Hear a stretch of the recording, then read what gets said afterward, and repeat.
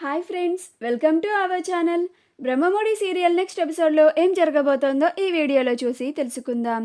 కావ్య తన అత్తగారింటికి వచ్చిందా రాలేదా, అసలేం జరిగింది అని తెలుసుకోవడానికి ఈ వీడియోని స్కిప్ చేయకుండా ఎండ్ వరకు చూసేయండి.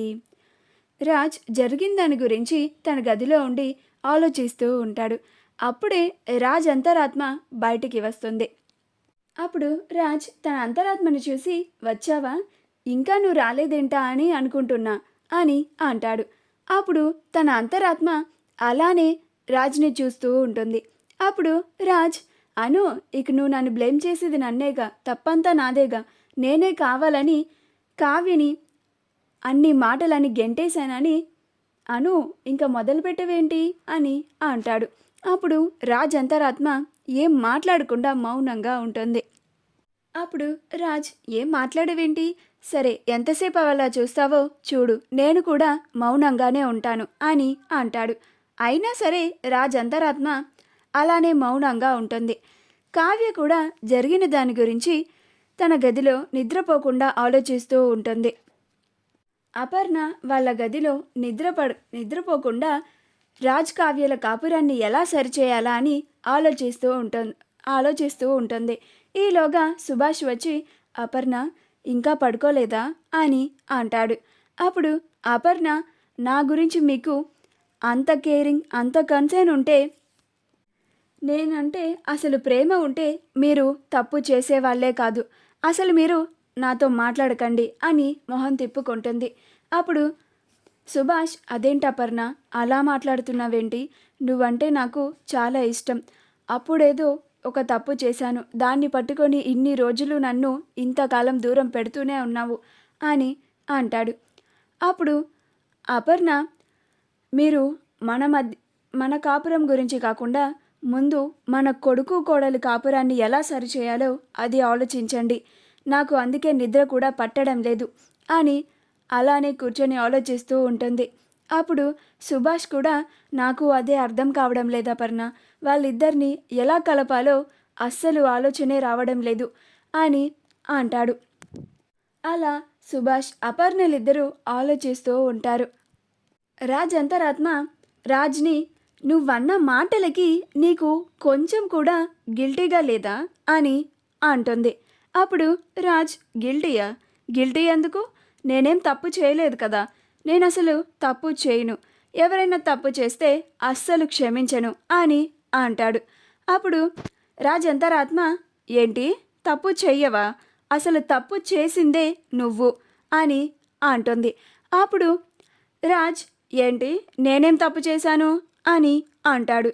అప్పుడు రాజ్ అంతరాత్మ కళావతిని అన్ని మాటలని తన మనసు విరిగిపోయేలా చేసి తన ఈ ఇంట్లో నుంచి వెళ్ళిపోవడానికి కారణం నువ్వు కాదా, అది తప్పు కాదా అని అంటుంది. అప్పుడు రాజ్, తను వెళ్ళిపోయింది, నేనేమన్నా వెళ్ళమన్నానా, పైగా మా అమ్మ చెప్పింది అని తనని బ్రతిమలాడడానికి కూడా వెళ్ళాను, తను రానంది, తనకి ఎంత అహంకారం అని అంటాడు. అప్పుడు రాజ్ అంతరాత్మ, ఎవరికి అహంకారం, అసలు నీకే కదా, అసలు నువ్వు వెళ్ళి నిజంగా బ్రతిమలాడావా, కళావతిని అక్కడ కూడా ఎన్ని మాటలని వచ్చావు, పైగా మా ఇంట్లో కోడలిగా నటించడానికి డబ్బులు ఇస్తానంటావా, ఏ ఆడపిల్లైనా తన ఆత్మాభిమానం మీద దెబ్బ కొడితే అలా మాట్లాడకుండా ఉంటుందా, అసలు ఇదంతా ఎందుకు, నిన్ను అల్లుడిగా నటించమన్నప్పుడు నీకు ఎంత కోపం వచ్చింది, అలానే కళావతికి కూడా కోపం వచ్చింది అని అంటుంది. అప్పుడు రాజ్, అంటే నాకు ఆ కళావతికి తేడా లేదా అని అంటాడు.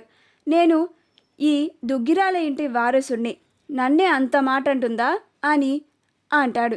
అప్పుడు అంతరాత్మ, నువ్వు వారసుడివి, నీ దగ్గర ఇంత డబ్బు ఉంది అని తన ముందు నువ్వు తన మొగుడివి అని ఇంత అహంకారం చూపిస్తున్నావే, అందుకని తను నీ భార్య అని అంత అహంకారాన్ని చూయించింది, ఇద్దరిలో ఎవరూ తగ్గలేదు, అందుకే ఆ గొడవ అంతలాగా పెరిగిపోయింది, అసలైనా తప్పు చేసింది నువ్వే రాజ్, నువ్వేదో 100 మెట్లు దిగిపోయి నువ్వేం తప్పు చేయని వాడివి కూడా అలా మాట్లాడుతున్నావు అన్నట్టుగా ఫీల్ అవుతున్నావు, అసలు తప్పు చేసిందే నువ్వు, తప్పు చేసావు కాబట్టి అలా వెళ్ళి అడగడంలో అసలు తప్పే లేదు, నువ్వు చాలా రాంగ్గా ఆలోచిస్తున్నావు, వెంటనే సరైన పద్ధతిలో కళావతిని బ్రతిమలాడి ఈ ఇంటికి తీసుకొనిరా, నన్నెందుకురా ఇంతలాగా బాధపెడుతున్నావు అని అంటుంది.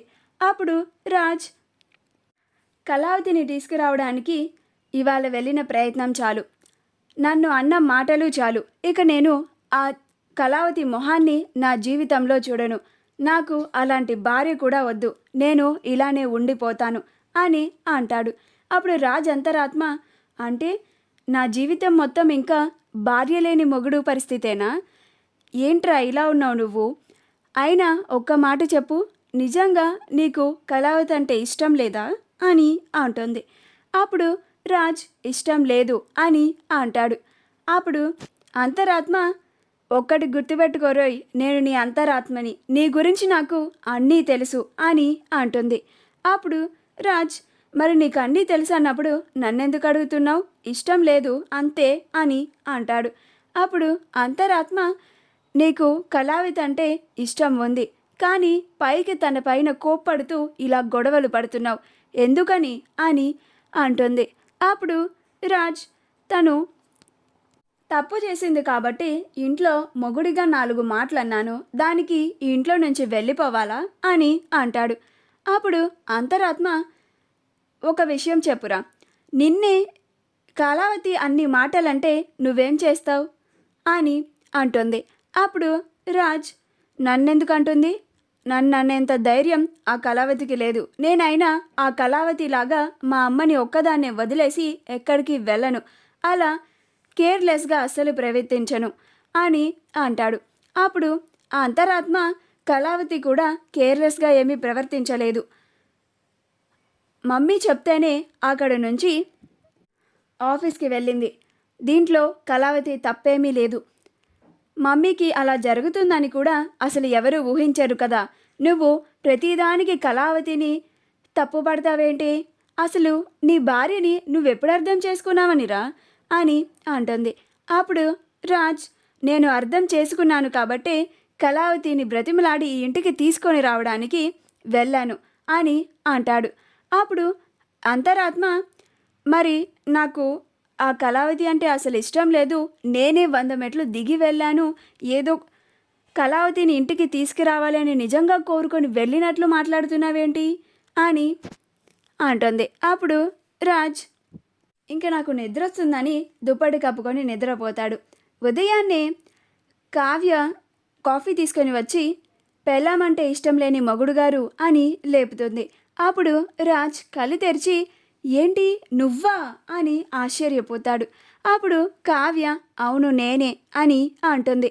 అప్పుడు రాజ్, ఏంటి నీ తప్పుని తెలుసుకొని నేను నా భర్తని వదిలి ఉండలేను అని నా దగ్గరికి వచ్చేసావా అని అంటాడు. అప్పుడు కావ్య, ఎలాగో వచ్చానులేండి అని అంటుంది. మా వీడియో కనుక మీకు నచ్చినట్లయితే లైక్ చేయండి, షేర్ చేయండి, మా ఛానల్ని సబ్స్క్రైబ్ చేసుకోండి, పక్కనే ఉన్న బెల్ ఐకాన్ని క్లిక్ చేయడం మాత్రం మర్చిపోకండి.